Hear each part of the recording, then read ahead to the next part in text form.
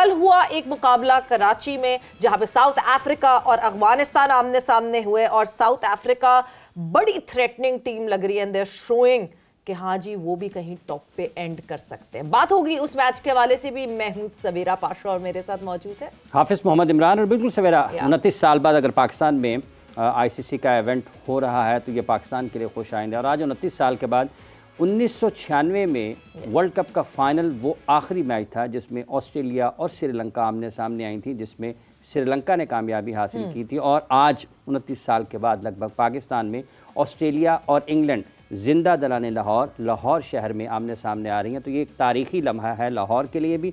और वो आखिरी मौका था जब एक बड़ा काम हुआ, जो छत नज़र आती है कज़ावी स्टेडियम के ऊपर, वो 1996 के वर्ल्ड कप की एक यादगार है। अब वो गिराई गई है और एक नया स्टेडियम यहाँ पर मौजूद है।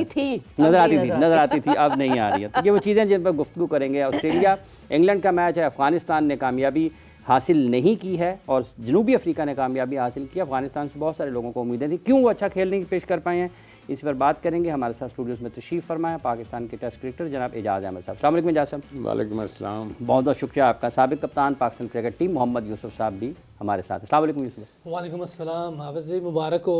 हाँ जी, प्रेडिक्शन सही होती है बट इम्तियाज़ साहब खुशामदीद। हम जोर का जोड़ की फैमिली के मेंबर्स को बढ़ाते जा रहे हैं, सो आप एक और फैमिली मेंबर अब हमारे हो गए हैं, सो खुशामदीद on this platform. Thank you जी। सो मुकाबला जिस तरह रहा, यूसुफ आपसे मैं शुरू करूंगी। अफगानिस्तान मैं भी बड़ा हाईली रेट कर रही थी, आपने भी अपनी टॉप 4 में जो है वो अफगानिस्तान को रखा। क्या हो गया, what went wrong, is this the format या फिर उनके लड़के फॉर्म में नहीं लगे? बिस्मिल्लाहिर्रहमानिर्रहीम, ऐसे ही कुछ हुआ है क्योंकि कल अगर देखें आप, जिन पे वो उम्मीदें रखते हैं, तवक्कुआत होती हैं, कोई विकेट नहीं लेगा। राशिद खान कोई विकेट नहीं ले सका।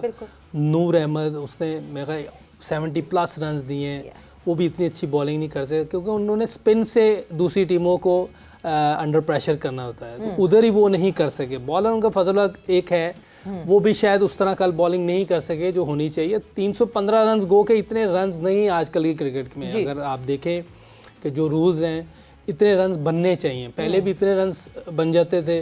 एक बार मैंने और जाज भाई ने एक पार्टनरशिप की थी ऑस्ट्रेलिया के खिलाफ, यहाँ 315 रन हमने किए थे और हमारी बेस्ट बॉलिंग साइड थी, उन्होंने वो रन चेस करवा लिए थे। क्यों जी जाज भाई, आपने भी 100 किया था, मैंने भी उसमें, मेरा पहला 100 था ऑस्ट्रेलिया का, इनका भी 100 था।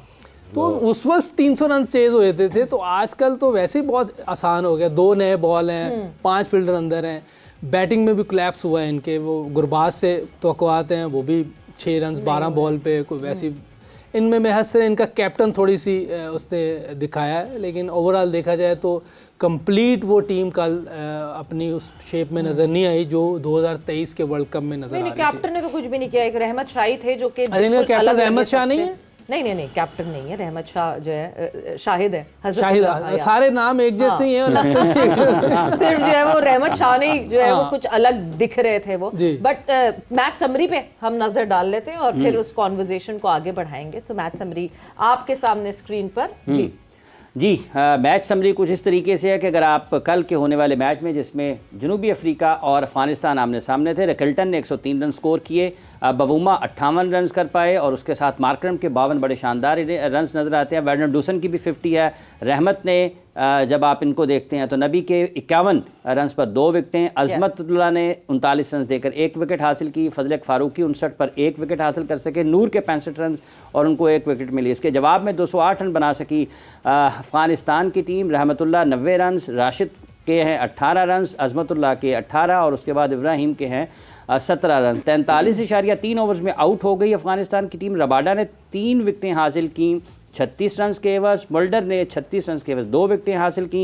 निगीडी के 56 रन इनको हुए और 2 विकेटें ये हासिल करने में कामयाब रहे। मार्को जेनसन ने 32 रन देकर 8 ओवर्स में 1 विकेट हासिल की। यूं 315 रन के जवाब में अफगानिस्तान की टीम 208 रन बनाकर आउट हुई और जनूबी अफ्रीका ने यह मैच 107 रन से जीता। एजाज साहब, क्या गड़बड़ रही, क्या खराबी रही, जैसे अभी आपने यूसुफ साहब को सुना? जी बिल्कुल, अगर आप देखें तो जो 90 रन रहमत ने किए, उसके साथ किसी एक को 20, 60, 70 रन करने चाहिए थे, फिर जाके ये टोटल कहीं चेस किया जा सकता था। ये नहीं है कि एक लड़का स्कोर करेगा और बाकी सारे जो 20 रन से नीचे रन करेंगे तो कैसे मैच जीतेंगे आप। तो हमेशा साथ उसको सपोर्ट चाहिए थी रहमत को, जो उसको नहीं मिल सकी, इसलिए वो मैच हारे।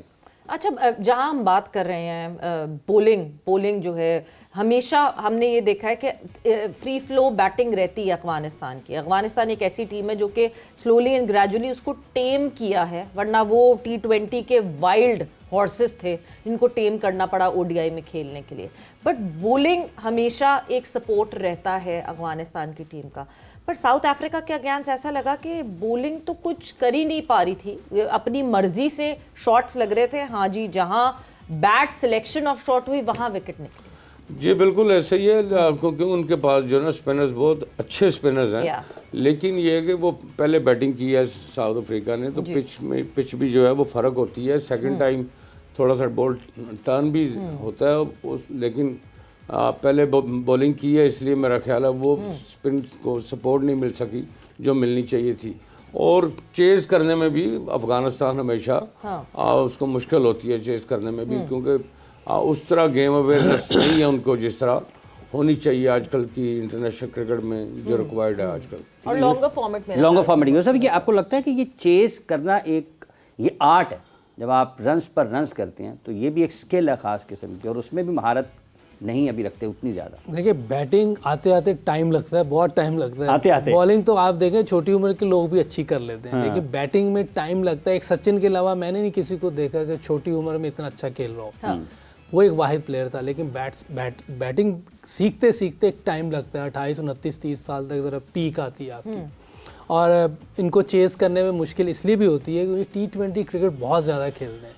लॉन्गर वर्जन इन्होंने खेली नहीं ज़्यादा, ना टेस्ट खेलते हैं, वनडे बहुत कम है, बायलैटरल सीरीज़ इनको इसलिए प्रॉब्लम होती है। और कल देखें सारे ज़्यादातर आउट उनके फास्ट बॉलर्स ने किए हैं। फास्ट बॉलिंग के ख़िलाफ़ इनकी वो महारत लगता है नहीं है जो स्पिन के अगेंस्ट है, और स्पिन भी वहाँ जहाँ ज़्यादा स्पिन ना हो रहा हो, मेरा ख्याल है। और दूसरी चीज़, इनके बॉलर्स को देखें ना कि इन्होंने बड़ी क्रिकेट नहीं खेली हुई, तो पहली बॉलिंग आ जाए तो थोड़ा मुश्किल होता है।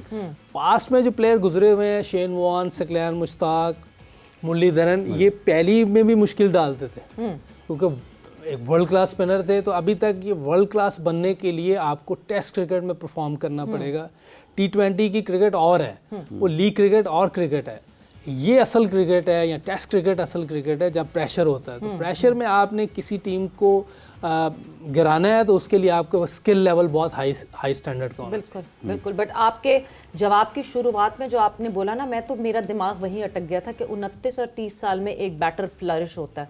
ये हमारे 30 साल वाले क्यों नहीं फ्लरिश होकर दे रहे? ये लगता है बाबर आजम इज 30 नाउ।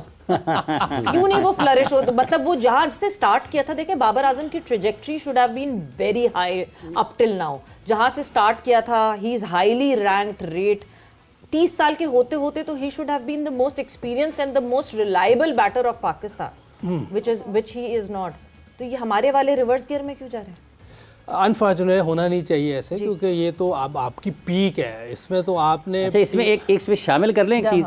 आपने कहा कि 30-32 साल तक बैटिंग आती है, तो 35 साल में तो आपने अपनी करियर का आखिरी मैच खेला हुआ है यूसुफ साहब। वो मैंने खेला है, उन्होंने खेलने नहीं दिया था। वो बहुत से लोग थे उसमें। अगर यूसुफ हम देखें पीछे, अगर जो बाबर आजम के साथ हुआ है पाकिस्तान में, क्योंकि वो अप देयर था, सारी दुनिया उसको मान रही थी कि he is a great player, सारे की नॉलेज कर रहे थे, लेकिन आपने उसके साथ क्या किया? आपने उसके ऊपर इतना प्रेशर डाल दिया, इतना ज़्यादा क्रिटिसिज्म उसके ऊपर आया, उसकी कप्तानी के ऊपर। तो अगर उसकी कप्तानी नहीं अच्छी थी तो उसको उतार देते, उसको उसके ऊपर इतना प्रेशर नहीं डालना चाहिए था। अब वो अंडर प्रेशर है, अब इस प्रेशर में से निकलने के लिए डेफिनेटली उसको टाइम आपको लगेगा। लगता है कप्तानी देना गलत थी बाबर को? That was जी, the बिल्कुल। wrong time। जी, हमने क्योंकि स्टार्ट में मलिक को भी कप्तानी दी थी और वो he did not do well, वो भी टाइमिंग गलत थी। अभी बाबर को देना कप्तानी गलत टाइम था। जी बिल्कुल, क्योंकि अगर आपने उसको कप्तान बनाना था तो किसी एक फॉर्मेट के लिए उसको कप्तान बनाना था। मुझे याद है वसीम अकरम की मुझे कॉल आई थी और उसने मुझे बोला कि उसको कप्तान बनाना चाहिए।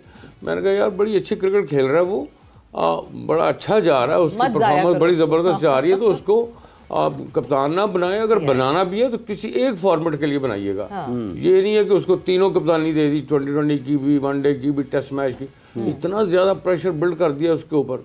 और उसके बाद फिर जो क्रिटिसिज्म, वो क्रिटिसिज्म जो है वो शान मसूद पे क्यों नहीं आ रहा? वो किसी और प्लेयर पे क्यों नहीं आ रहा, बाबर पे क्यों? क्योंकि वो आपका एक स्टैब्लिश प्लेयर था जिसको सारी दुनिया मान रही थी। आप कह रहे थे जी कोहली के उससे भी अच्छा है वो, मजबूरतन सरफराज को निकालना पड़ा, तो निकालने की वजह से फिर जाहिर सी बात है बाबर को ये जिम्मेदारी दे दी थी कैप्टनसी की। मगर हम पाकिस्तान के ऊपर बात करने आ गए हैं और उसके बाद फिर हम किसी भी टीम को नहीं देखते हैं, इग्नोर कर देते हैं।